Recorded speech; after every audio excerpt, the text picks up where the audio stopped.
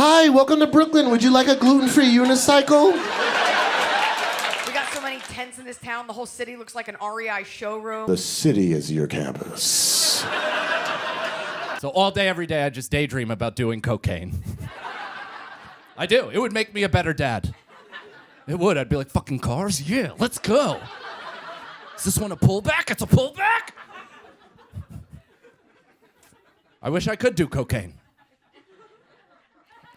I guess I could. It's not like court ordered. You know what I mean? I'm just 36. I used to do coke when my body was young enough to withstand that type of punishment. But now, at this age, if I did a bump of coke right now at 36 years old, I'd be like, this is the one. Every valve in my heart would just be like, I don't know, I'm tired, you know? Coffee's not cutting the mustard. Doesn't stop me from drinking it. I pound coffee all day, every day, constantly drink coffee. I'm never awake, but I am pumping with anxiety. Just have constant unwanted thought after unwanted thought. Then all of those thoughts have separate thoughts calling them gay. It's an incredibly confusing time. I'll ask you guys, by round of applause, who here drinks coffee? All right. Quite a few. By round of applause, who here does it work for? Isn't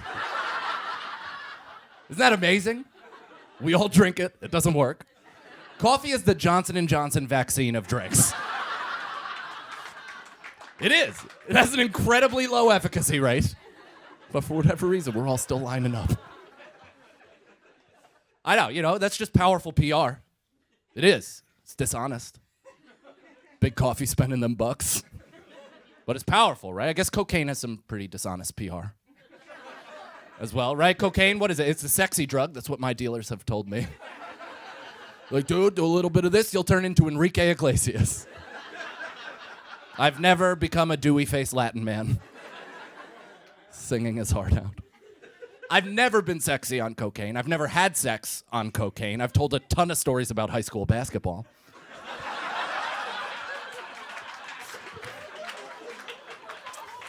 But first of all, it's impossible because my penis is a clitoris on cocaine. Yeah, I haven't had sex. I've scissored on cocaine. I've mashed my mound into another gal's while grinding my teeth and holding in a shit. I've done that.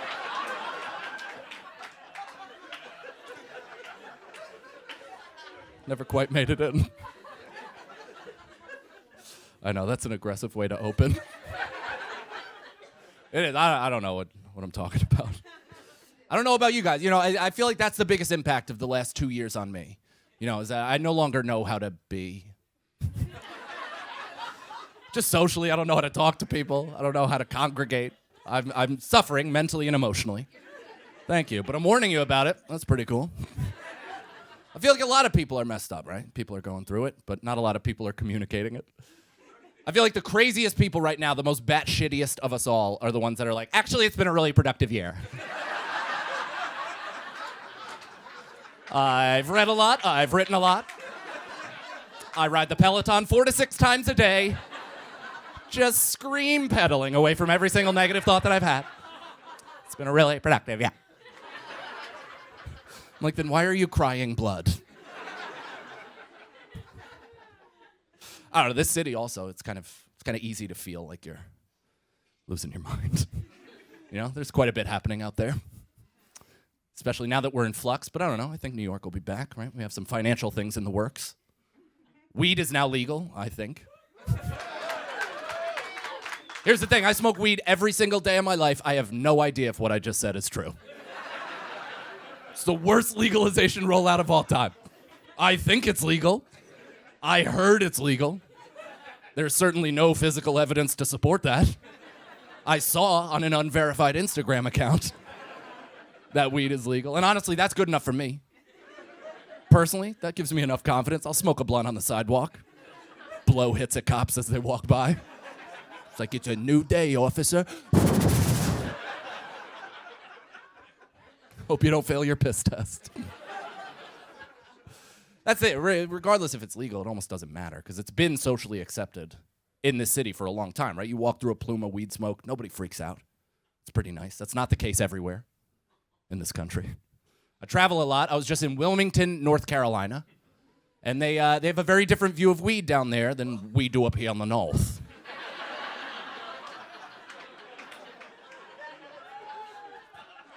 Yeah, I was smoking pot in Wilmington, just a normal day, Thursday, 10:15 a.m.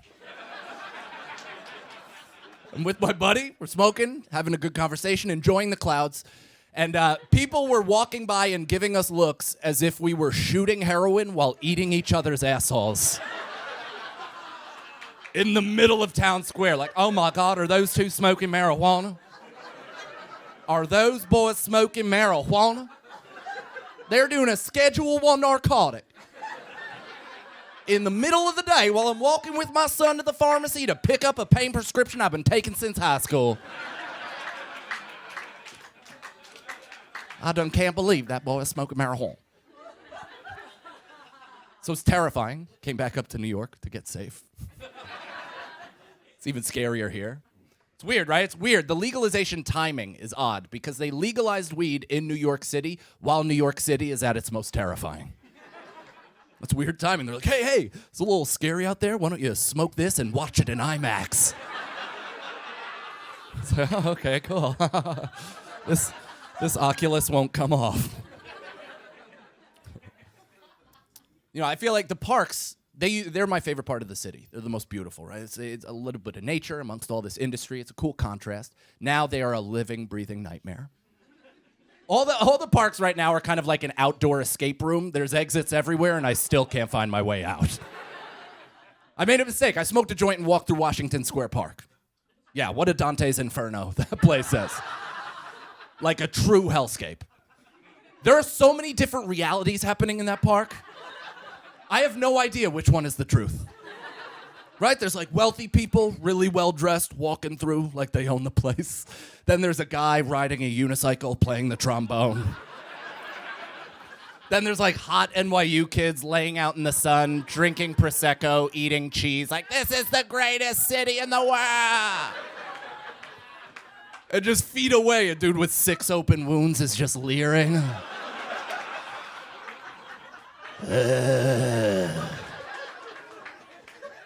Actually, it's the 7th circle of hell. Oh, I think I believe his reality. That's the thing. I'm from here. I was born in this borough. I've lived in and around the city basically my whole life. So I feel like I have credibility to say this. New York City, our homeless, in terms of sheer talent, is top shelf. Oh. And that's not me, like, celebrating homelessness. I'm not pumped that there's people out there struggling. I'm just saying it exists, and we have a gifted group. But like I said, I travel. I'm in other cities. I'm out there recruiting. I was just in Spokane, Washington, and they have a very aggressive homeless situation there, like real sprinting zombies. For real, like the movie 28 Days Later, like, ha, ha, run at you, and then they're like, let me get $5. You look like you have $5. Let me get $5. Give me $5. And I'm like, but you haven't even done a dance or sang a Broadway medley yet. Do you know where the fuck I'm from? I'm from New York. I just watched Cirque du Soleil on the 6 train.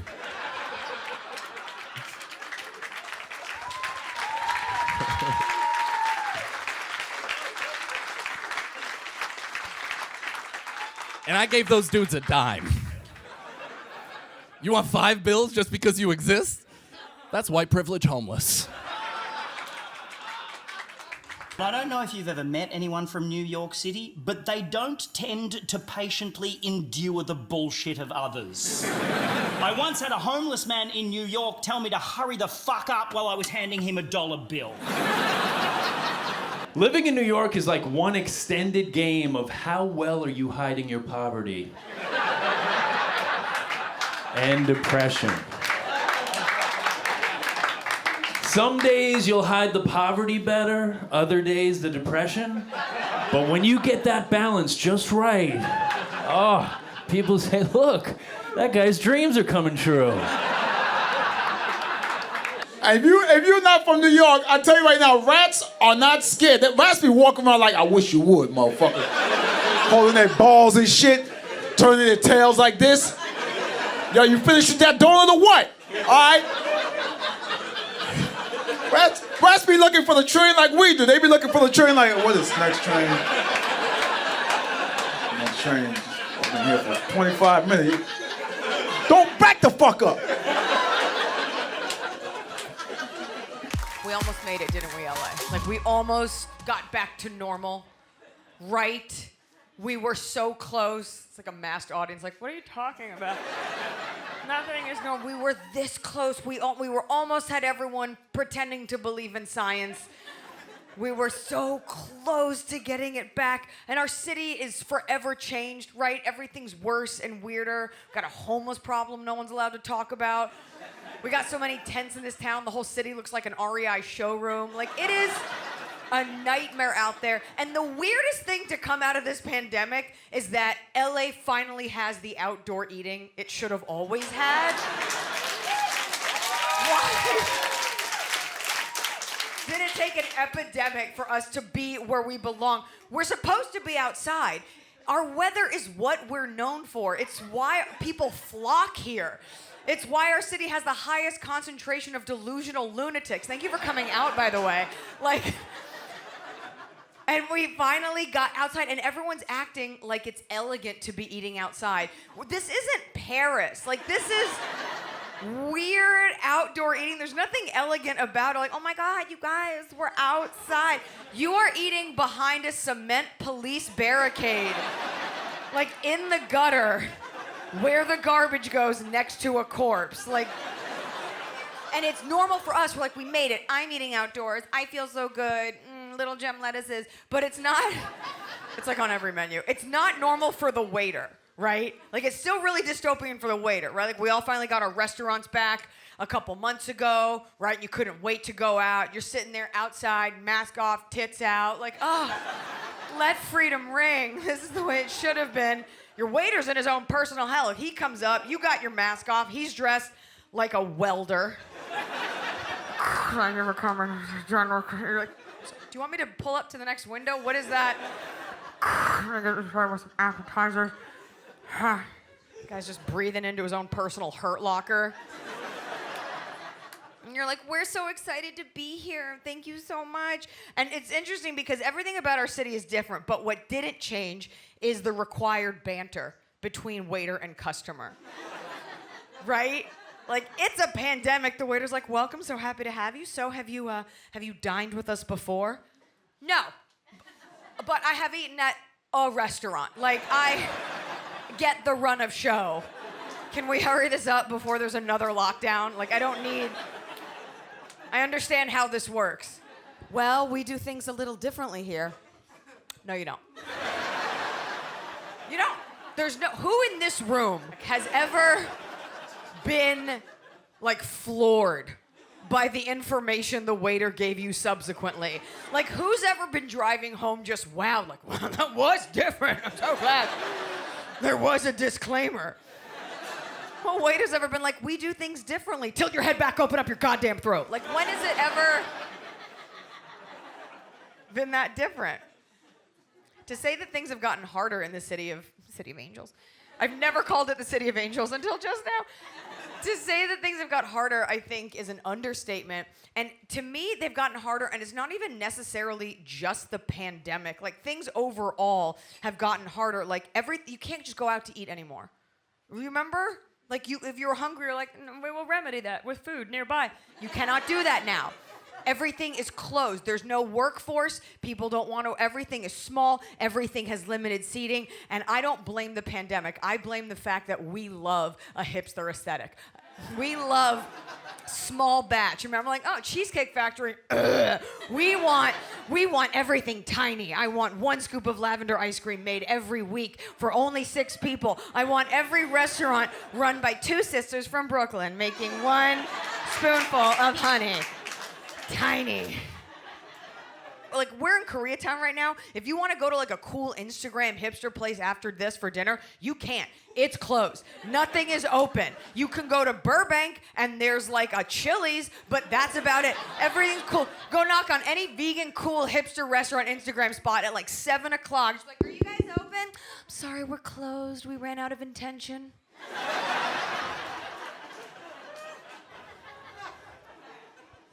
So I've got to wrap this up because we're about to bring out some very funny comics, and I wanted to shed a little bit of light on why I wanted to do this show. You guys probably all work in show business. If not, what are you doing in this city? Go back to Ohio while you can. Get some land. Have a normal family.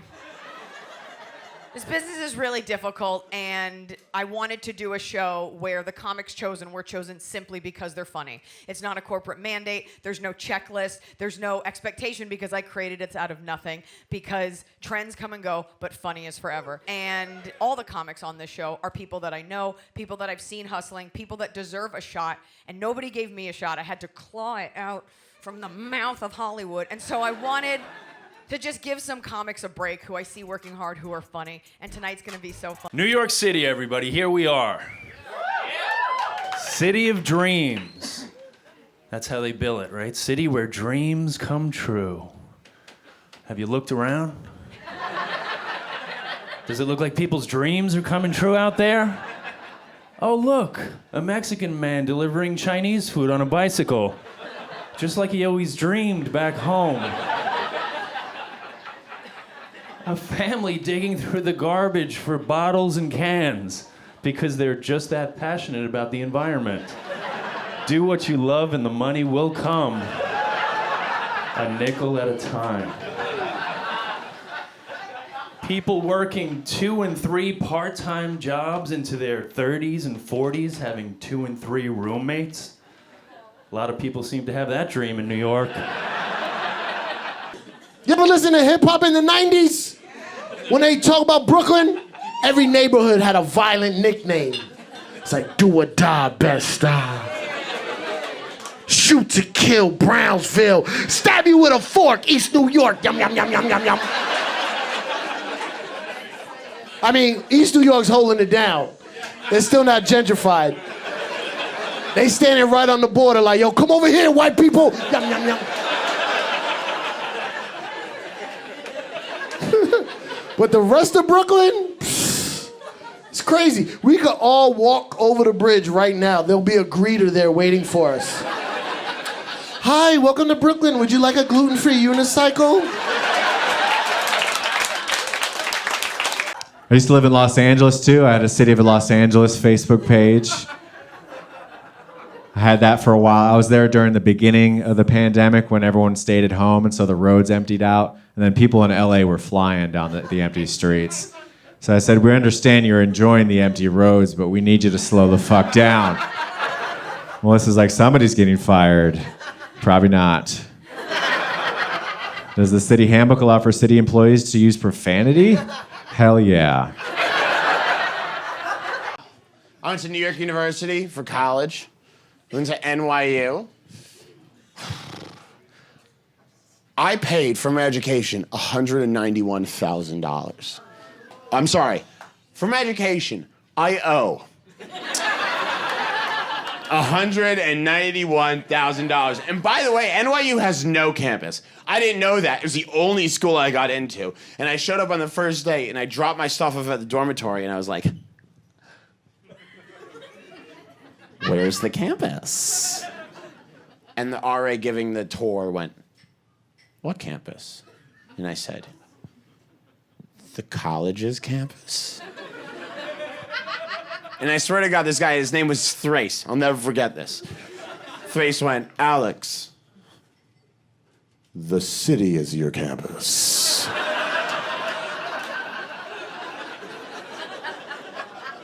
And I said, I don't know if you know this, Thrace, but I did a Google, and last year there were 188 murders on campus. That would be a deal breaker at any other college. If you were taking a tour of University of Michigan and someone's like, University of Michigan is pretty great. We've had 2 U.S. presidents pass these halls. We have 5 different fabulous schools. We have the big house, which seats more than 100,000 rabid football fans.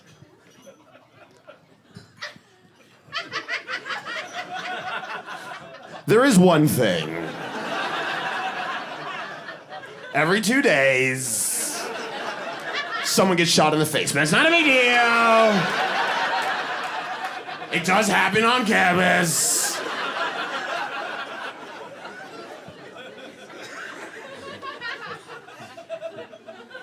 $191,000.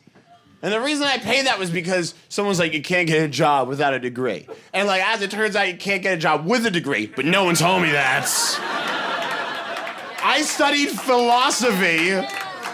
I studied philosophy and classics. I thought classics was classic rock. It's not classic rock. It's Greek stuff. You can't get a job with Greek stuff. You can't walk into an office with a resume and be like, hi, I'm here to apply for the position of Zeus.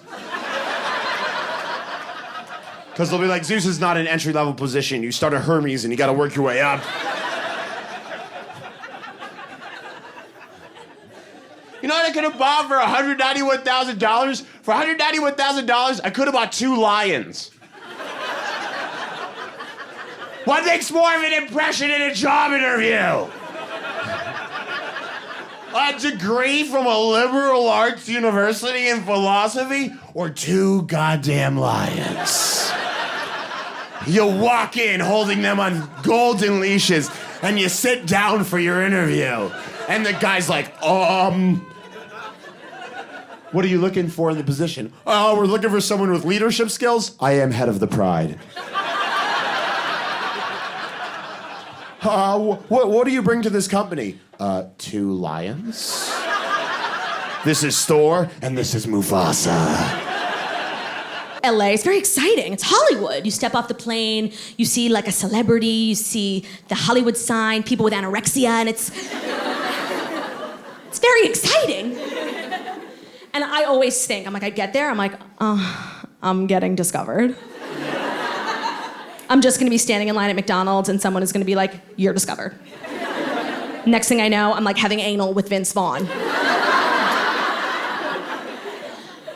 But when I tell you, that's literally never happened to me.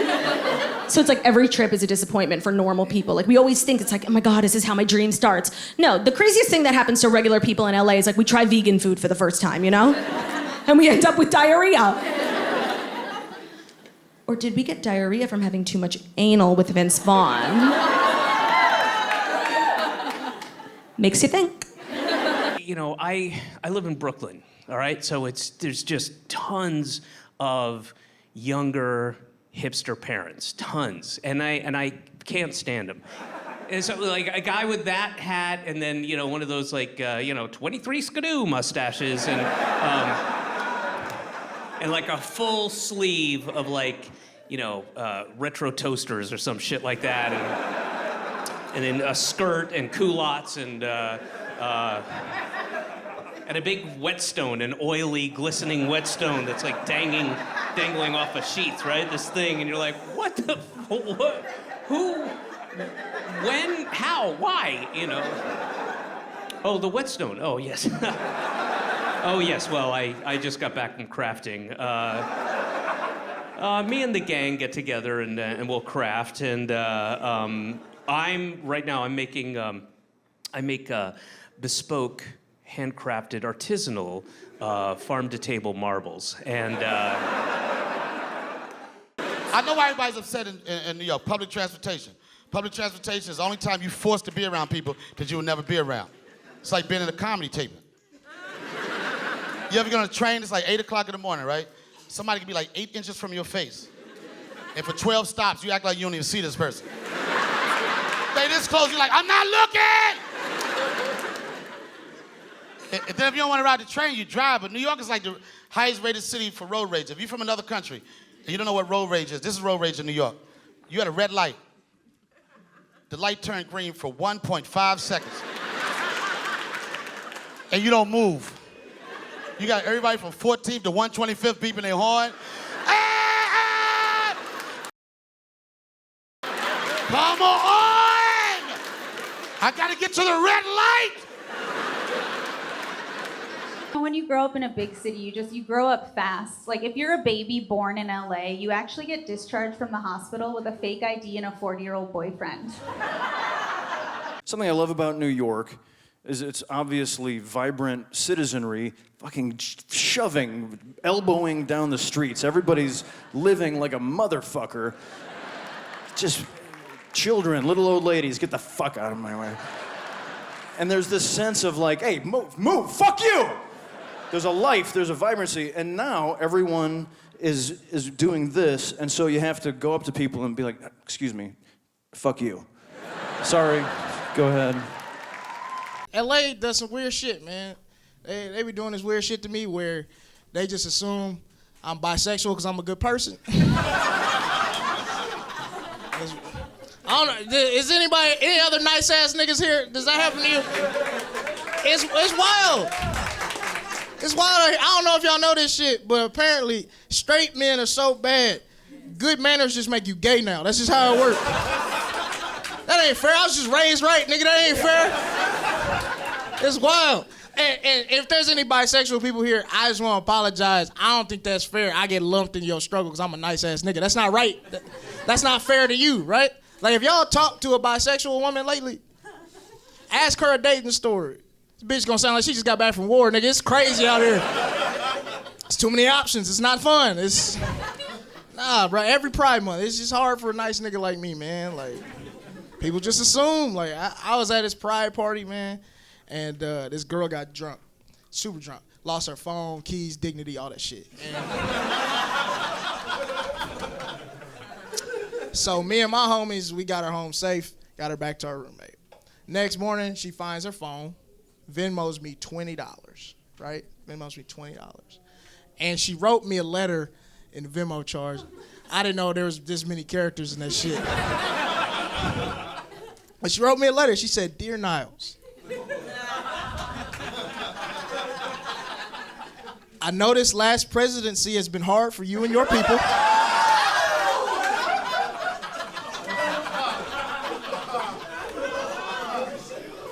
So take this $20 and enjoy the rest of your," she put it in caps, "month." I was like, what? I commented on that Venmo charge so fast. I said, "Bitch, it ain't February. Don't ever say that shit again."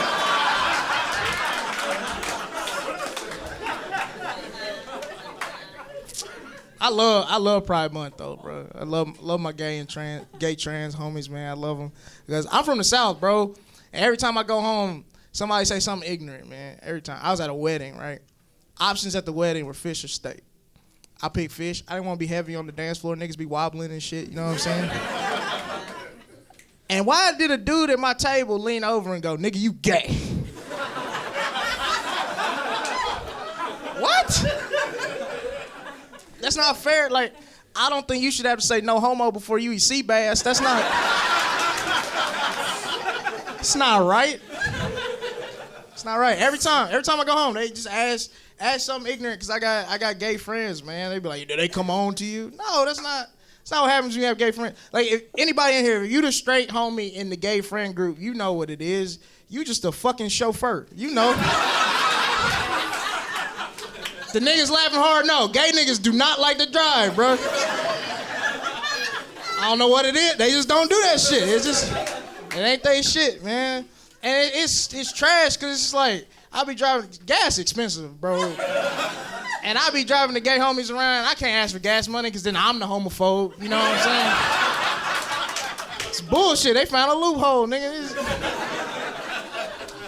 It's not fair, man. That's why I'm tired of this shit. I'm tired of this homophobia and transphobia, man. Like, because I'm from the South, and families in the South do this bullshit where they'll accept a pedophile uncle over like a gay or trans family member. Yeah, you know about this? Your family did it, I know. And it's fucked up. And you black, and you know what black families do? Black families can't even say the word pedophile out loud. What black families say is, well, you know, Uncle Allen just a little off. That's what they say, a little off. And I don't like that shit. Cause it's just like a little off. Like, I don't think that's the adjective. I don't know if that's the adjective we should be using for this nigga that can't come to dinner because of middle school down the street. Like, that's fucked up. I don't think that's right, man. Like, a little off is what I would use to describe LeBron's acting in Space Jam 2. Like,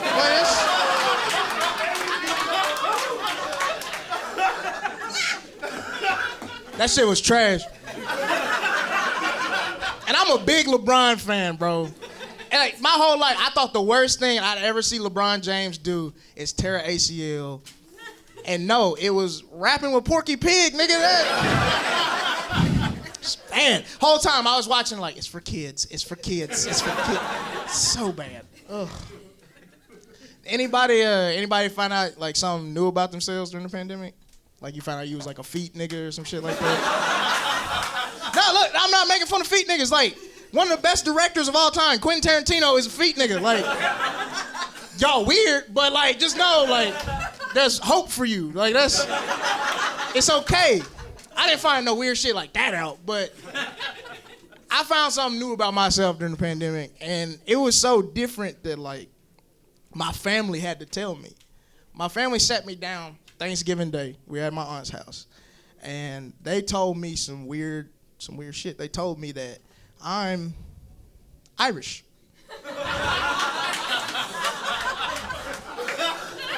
I'm Irish. And it's like, first of all, why you giving niggas bad news on a holiday? What the fuck, man? It's not right. It's not right, man. I said white. That's crazy. Nah.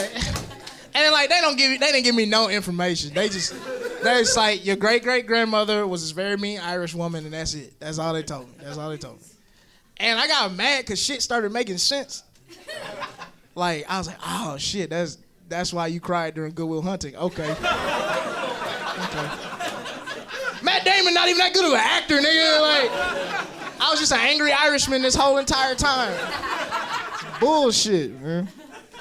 So, yeah, and I'm a curious dude, man. I wanted to go meet my people, my new brethren, so I went to a pub, and that's not racist, that's where they be. That's where they be, that's where they congregate.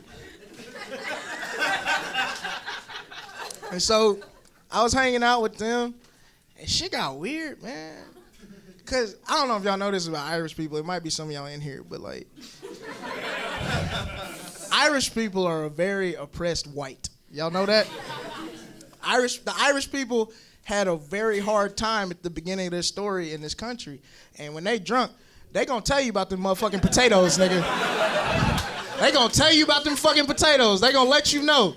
And so I'm just sitting there and it's getting weird because, like, I get it. Because they had it so bad, they don't let black people have their struggle shine. Y'all know about this shit? Every time black people go through something, an Irish person, their instinct, the first thing to say is, well, we were slaves too, boy. Oh, no. Shut the fuck up, Seamus. No, you weren't. Stop. We're not doing it. Look, if you Irish in the room, we doing a history lesson tonight. Y'all was not slaves. Y'all niggas was unpaid interns at best, all right? Stop. You embarrassing yourself. Stop that shit, man. Tired of it, man.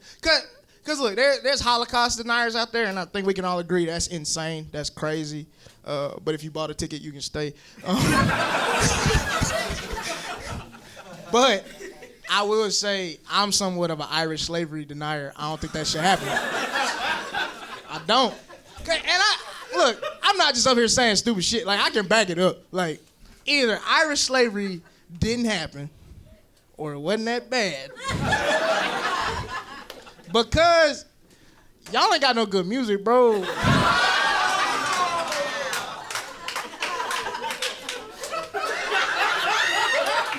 Let's be real, like, come on. Have y'all heard traditional Irish, like, bagpipe music?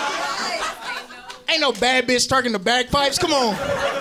That's not a thing. Have y'all heard bagpipe music? It sounds like it's like fighting against itself. Like, if y'all ever watched a high school basketball game and two niggas grab the rebound at the same time, that's Irish music, bro. Shit is bad. Somebody said no. Nah, that shit is terrible. Cause look at black people, man. We had a bad time in this country, still are. But we got some dope musical icons out the deal. Yeah. Stevie Wonder, Ray Charles. I ain't gotta tell y'all what they got in common, you know what I'm saying? Look. I don't think it's a coincidence the two dopest blind people to ever live are both niggas that play the piano, okay? That shit is not a coincidence. Stevie Wonder got 5 baby mamas, nigga. That shit is crazy. He wrote a song called A Ribbon in the Sky. So smooth. And he can't even see that shit. That's wild. That's wild, bro. And then, like, I'm sure we've all seen the Oscar award-winning movie Ray with Jamie Foxx. We've seen that, right? So that means you know Ray Charles was a blind heroin addict. I don't think y'all heard what the fuck I just said. Ray Charles was a blind heroin addict. You gotta want that shit, man. Come on now. We all know people with all their senses that can't hit a bong right. So look. Ray Charles is black excellence in my book. I don't give a fuck what you say. I don't give a fuck. Y'all still not hearing what I'm saying. Y'all still not hearing what I'm saying. Blind heroin addict. I'm gonna demonstrate. So, with Ray Charles' eyes permanently blinded by God, this nigga will wrap a cord around his arm like so, and then stick a needle in that arm, eyes closed, and find a vein. Was he hearing the shit? I don't know. It's crazy, right? I'll let y'all in on some more blind facts. White people got so jealous of Ray Charles and Stevie Wonder at their peak that they demanded that Marvel Comics create Daredevil. Think about that shit. For the people in this room that have sex, Daredevil is a blind superhero / lawyer / Irishman, one of me, you know what I'm saying? Those are 3 very hard things to do you can't fucking see, man. And Daredevil's one of my favorite superheroes. Nigga blind and just be saving people and shit. It's crazy. That's what white people did. They got so jealous of Stevie Wonder and Ray Charles, they created this whole mythical white man that was blind. Because they couldn't stand the fact that these niggas were so amazing. That's what white people do. When they lose, they just create new rules and shit. So they created Daredevil because they was jealous of Stevie Wonder and Ray Charles. Because there was no, and I get it though, there was no white blind representation in the media at that time. At that time, there was no white blind representation in the media. Ask me why. Because Helen Keller has no swag. That's crazy.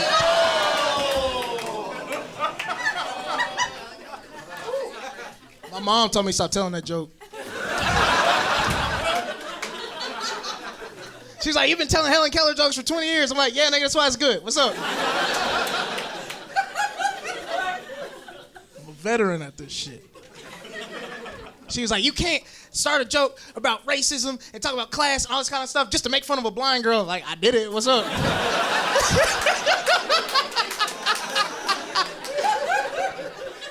And you know what the craziest thing about Helen Keller is? There's a conspiracy theory that Helen Keller wasn't actually real. That they made her up back then. So I want to know, who was the blind nigga in the 1800s that they don't want me to know about? New York City, everybody, here we are. City of dreams. That's how they bill it, right? City where dreams come true. Have you looked around? Does it look like people's dreams are coming true out there? Oh, look, a Mexican man delivering Chinese food on a bicycle, just like he always dreamed back home. A family digging through the garbage for bottles and cans because they're just that passionate about the environment. Do what you love and the money will come. A nickel at a time.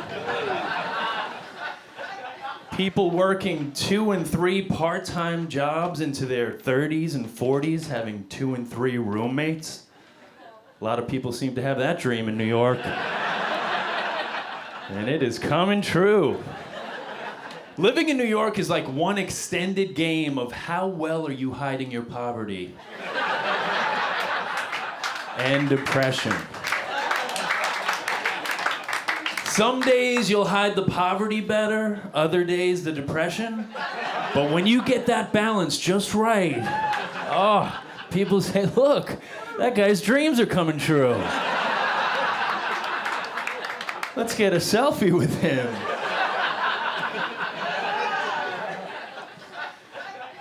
Everybody's hustling in New York, overworked, underpaid. Sometimes you just get hired for jobs you didn't even apply for.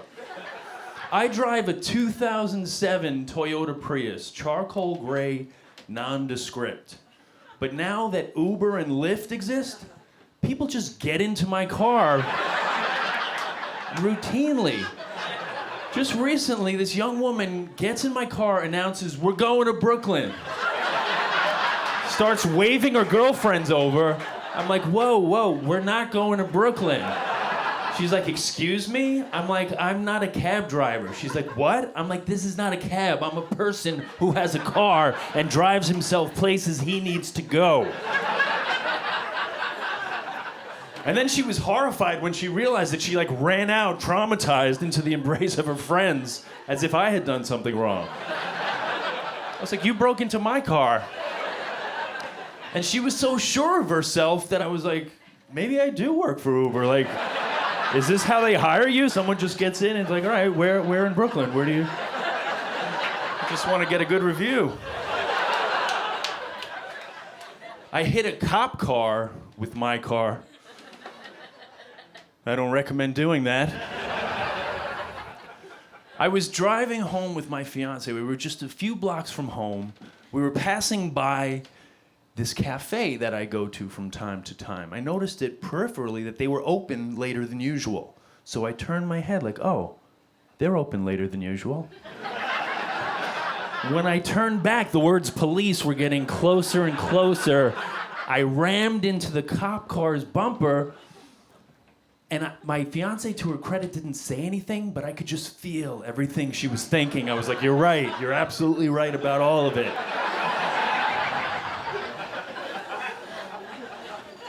The cop car, we're at a light, the cop car turns off to a side street. So then I turn to my fiance, should we just get the hell out of here? It's like, no, we can't do that. So then I turn and follow the cop and pull up behind him. Now all of a sudden it's like I'm pulling him over. It's like, maybe I work for the NYPD now. So then we're just sitting and waiting. Cop finally gets out, ambles over. First thing he says is, bad idea hitting a fucking cop car. I was like, yeah, actually, it wasn't my idea. It just happened. Then he was kind of pacing around. Remember when you were a kid and your parents were almost searching for the punishment? They were beside themselves.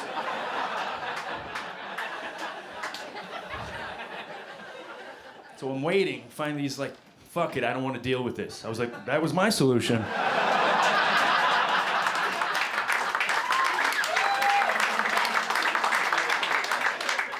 Then he goes, you were never here. Which I thought was almost existential. Are any of us ever really, truly here? Then he turns and walks back to his car. As he's about to get in, he turns back and says, oh, are you okay? I was like, yeah, we're fine. Are you okay? He's like, yeah. Gets into his car, drives away. I turn to my fiance and say, I don't know what these black folks are complaining about. That could not have been a more pleasant exchange. I felt safe, I felt protected, I felt like my life mattered.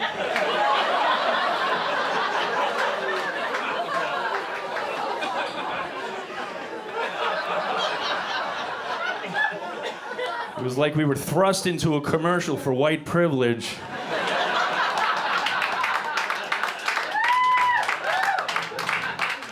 If you're not sure whether or not your life matters, I suggest that you hit a cop car Just see how the rest of the exchange goes. It'll be a little different for everyone.